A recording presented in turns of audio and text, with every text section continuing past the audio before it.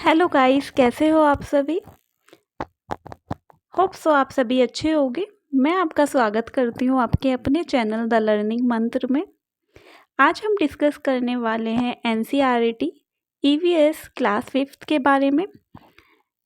आज हम स्टार्ट करेंगे क्लास 4th चैप्टर 4th से। इससे पहले हमने first second third chapter complete कर चुके हैं। उसी में आगे बढ़ते हुए आज हम क्लास चैप्टर 4 से स्टार्ट करेंगे। ठीक है। फोर्थ चैप्टर का नाम है खाए आम 12 महीने। इसमें ये बताया गया है कि आम को हम 12 पूरे साल खाने के लिए उसको किस किस चीज़ के रूप में खा सकते हैं, उसका कैसे कैसे आम का यूज़ कर सकते हैं जिससे हमें 12 महीने आम का टेस्ट करने को मिलता रहे।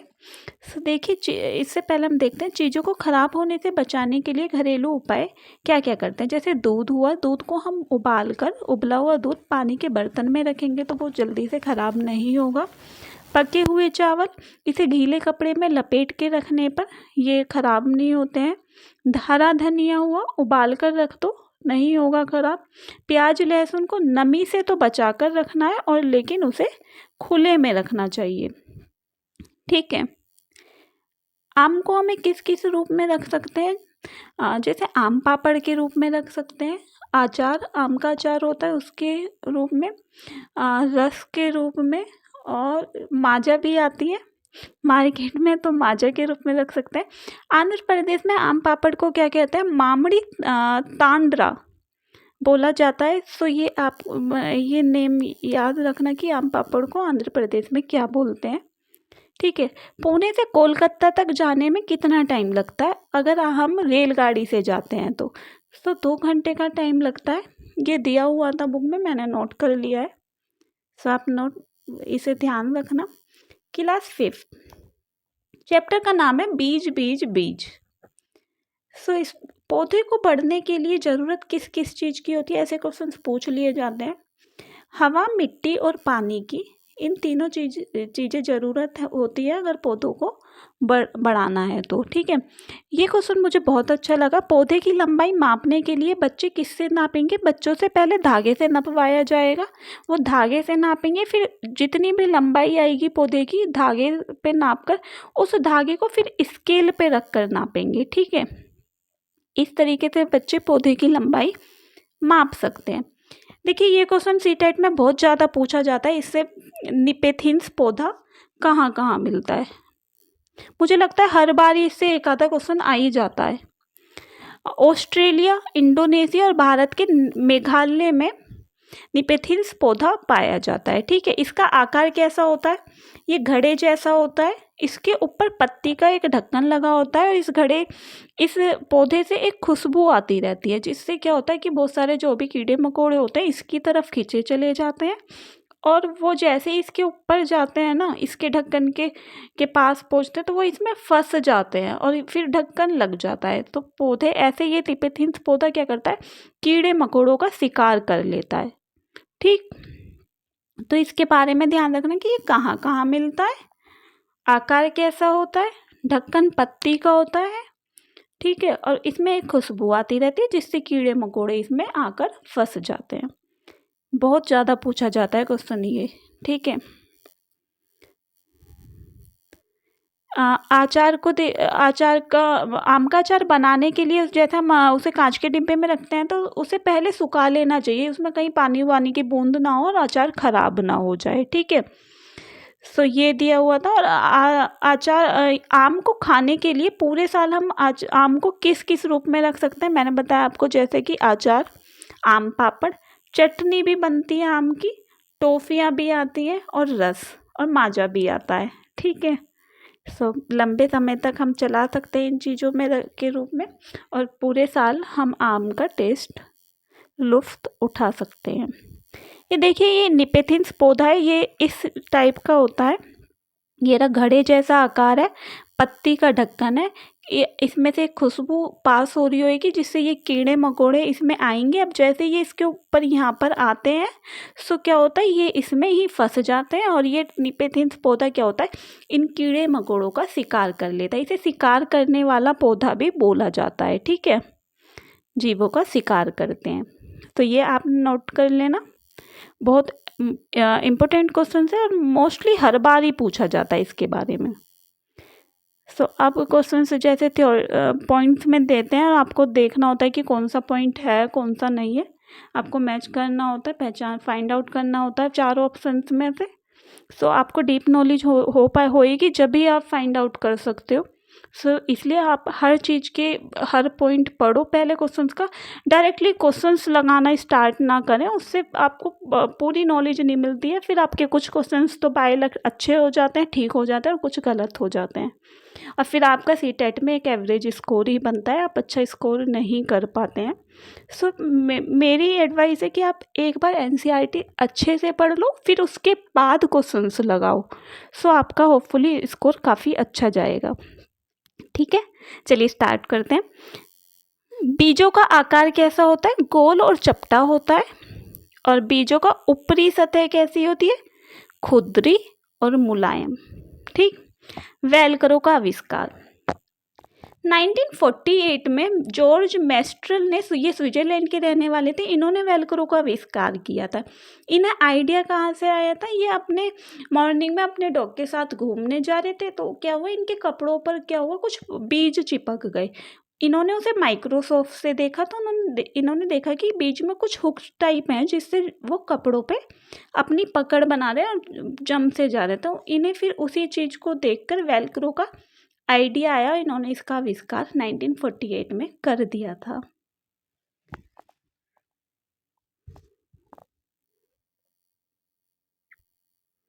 देखिए, हाँ, जो हम ये मिर्च, गोभी, मटर, चाहे सोयाबीन खाते हैं, ये कहाँ की फसल है, तो मिर्च अमेरिका की, दक्षिण अमेरिका की है, यूरोप से हमें गोभी और मटर मिली है, असम से चाय, चीन से सोयाबीन। ठीक, ये इम्पोर्टेंस है, इसमें से कुछ भी पूछा जा सकता है, तो आप इसे नोट कर लेना। अब आगे हम चलते हैं चैप्टर 6, इसका नाम है बूंद बूंद दरिया दरिया। देखिए, तालाब को सर भी बोला जाता है, ये क्वेश्चन पूछा भी गया है। सर किसे बोला जाता है, तो तालाब को बोला जाता है। आपको चार ऑप्शन दे दिए जाएंगे, तालाब उसमें से एक होगा। अगर आपने पढ़ा होगा कि सर को तालाब बोलते हैं, तो आपका क्वेश्चन अच्छा हो जाएगा। राजा खड़सी जैसलमेर राजस्थान से बिलोंग करते थे। अल्ब ब्रूनी यात्री आया था भारत में, ये कहाँ का रहने वाला है, उज्बेकिस्तान का है। ठीक है, इतिहास को जानने के स्रोत हमारे पास क्या क्या है, इमारतें होती हैं, दस्तावेज होते हैं, सिक्के होते हैं और चित्र भी होते हैं। ठीक है, ये पूछ सकते हैं आपसे, इसमें कुछ एक एडिशनल दे सकते हैं जो नहीं, जिसका इतिहास के स्रोत से कुछ लेना देना नहीं होगा, इस तरीके से क्वेश्चन पूछ लिया जाएगा। ये बहुत अच्छा क्वेश्चन है कि बावड़ी और सीढ़ीदार कुआं कहाँ है, राजस्थान में, मल्टीपल टाइम पूछा गया है ये क्वेश्चन। पानी के स्रोत क्या क्या है, बावड़ी, तालाब, नोला और धारा। ठीक है, ये चारों हैं। बावड़ी और तालाब तो सभी को पता है, आप ये दोनों ध्यान रखना अच्छे से, क्या पता इससे पूछ लिया जाए। एक सेकेंड,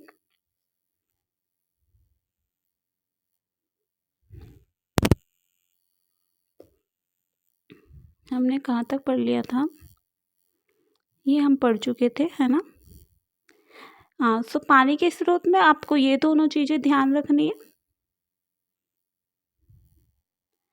अब आगे चलते हैं। ये वेलक्रो के बारे में मैंने बता दिया है, ये एनसीईआरटी की इमेज है, सो आप थोड़ा ध्यान रखना, पढ़ लेना अपने आप ही।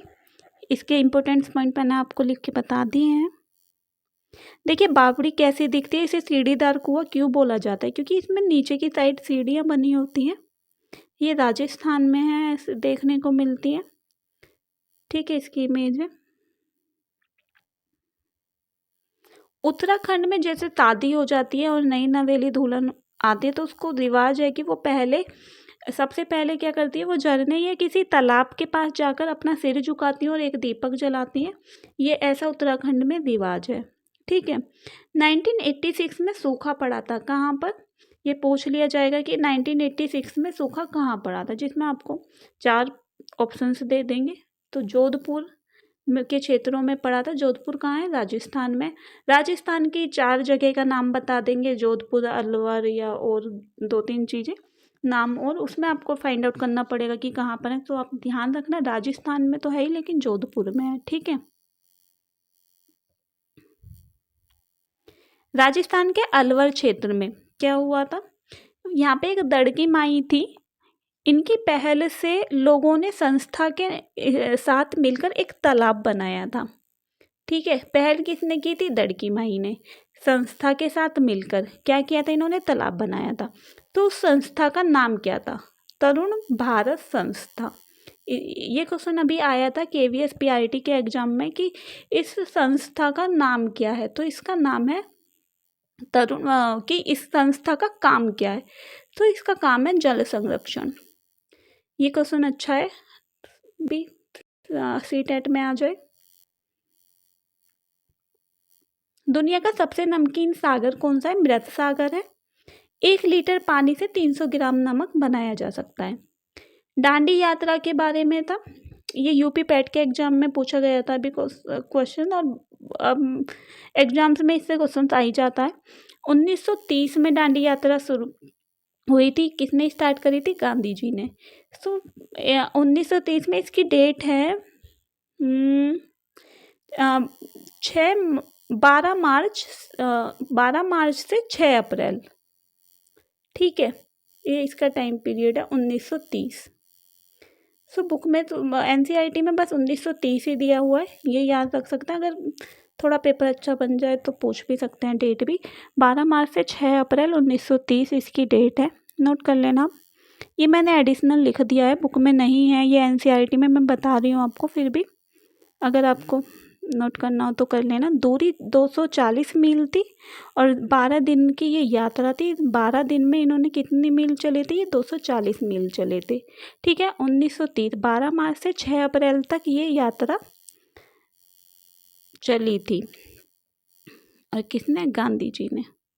कहाँ से स्टार्ट हुई थी? पैट में जो क्वेश्चन पूछा गया था वो यही था कि दांडी यात्रा कहाँ से कहाँ तक थी। सो साबरमती आश्रम से दांडी तक। ठीक है। ये इसमें हर एक पॉइंट इम्पोर्टेंट है, तो इसे तो आप पूरा ही अच्छे से पढ़ लेना। ठीक, चलिए आगे चलते हैं। ये दांडी यात्रा, जैसा कि मैंने आपको बता दिया है, सारे इम्पोर्टेंट पॉइंट मैंने इसमें एडिशनल भी लिख दिए हैं। इसमें ये दिया गया है कि ये घटना 1930 की थी, गांधी जी ने किया था और नमक बनाया था। आप पढ़ लेना इसे। ठीक है। अब चैप्टर 8 पर आ जाते हैं, मच्छरों की दावत। अच्छा चैप्टर है ये। मलेरिया किससे फैलता है? मादा मच्छर एनाफ्लीज से। ठीक है। इसमें खून की जांच होती है, तो कांच की स्लाइड पे खून की बूंदे से इसकी जांच की जाती है। दवाई कौन सी यूज़ होती है? थिनकोना पेड़ की झाल से बनाई जाती है इसकी दवाई। ठीक है। ये क्वेश्चन बहुत बार पूछा जाता है, और ये वाला भी। ठीक। एनीमिया हीमोग्लोबिन या आयरन की कमी से होता है। हीमोग्लोबिन मतलब आयरन मतलब लोहा, बुक में ऐसा लिखा हुआ है कि आयरन में लोहा। ठीक है। कमी होने पर इससे क्या क्या खाना चाहिए हमें? गुड़, आंवला, हरी पत्तेदार सब्जियां हमें खानी चाहिए। लक्षण क्या होते हैं? शारीरिक और दिमागी तंदुरुस्ती पर असर पड़ता है, फुर्ती कम रहती है। ये बिल्कुल NCERT का ही वर्ड्स हैं। NCERT में जिस तरीके से लिखा हुआ है बिल्कुल उसी तरीके से मैंने लिखा है। सो आप हर पॉइंट नोट करना। बुक इस NCERT की लैंग्वेज है ये, बिल्कुल कुछ अपने आप से बनाकर नहीं लिखा मैंने। मच्छर से क्या होता है? मलेरिया, डेंगू और चिकनगुनिया, ये तीनों बीमारी मच्छरों के फैलने से होती है। ठीक है। लार्वा, पानी में मच्छर अंडे देते हैं और पतले पतले छोटे भूरे रंग के कीड़े हो जाते हैं, उसे लार्वा कहते हैं। इसकी मैंने इमेज ली है, इसे दिखा दूंगी मैं अभी आपको। रोनाल्ड रोज ने बताया था कि मलेरिया मच्छर के काटने से फैलता है और ये जीवाणु है। ठीक है। 1902 में रोनाल्ड रोज को चिकित्सा के क्षेत्र में नोबेल प्राइज मिला था। 1905 में इनकी मृत्यु हो गई थी। इसमें एक क्वेश्चन मैंने पहले पढ़ा नहीं है लेकिन मुझे ये बहुत अच्छा लगा। मरते हुए इन्होंने क्या कहा था, मुझे इम्पोर्टेंट लगा, आप एक बार देख लेना। कुछ ढूंढ लूँगा और नया ढूंढ लूँगा, ठीक है, ये इन्होंने बोला था मरते हुए। 1905 में इनकी डेथ हुई थी। मलेरिया, डेंगू, चिकनगुनिया हो सकता है मच्छरों के काटने से। क्या क्या सावधानियां बरतनी चाहिए इसमें? आसपास पानी इकट्ठा ना होने दे, गड्ढों को भर दे, पानी के बर्तन, टंकी, कूलर को साफ रखें, हर हफ्ते सुखाएं, मच्छरदानी का इस्तेमाल करें, गड्ढों में पानी भरे पानी में मिट्टी का तेल छिड़क दें जिससे लार्वा ना बने। देखिए ये रहा इमेज, इसमें ये भूरे कीड़े पड़ जाते हैं, ठीक है, इसे लार्वा कहते हैं। चलिए आगे चलते हैं। ये रोनाल्ड रोज को दिसंबर 1902 में चिकित्सा के क्षेत्र में नोबेल पुरस्कार मिला था और 1905 में इन्होंने मरते हुए ये बोला था कुछ ढूंढ लूँगा और नया ढूंढ लूँगा। पता नहीं कि मुझे ये क्वेश्चन इंपॉर्टेंट लग रहा है, इसे देख लेना आप, ध्यान याद रखना मतलब। सो गाइस, अगर आपको ये क्लास अच्छी लगी हो, तो ये छोटी सी इन्फॉर्मेशन आपको अगर यूज़फुल हो, आपके एग्ज़ाम में के लिए हेल्पफुल हो आपके लिए, सो प्लीज़ प्लीज़ मेरे चैनल को सब्सक्राइब करना, प्लीज़ सब्सक्राइब करना और पढ़ते रहिए। Thank you so much.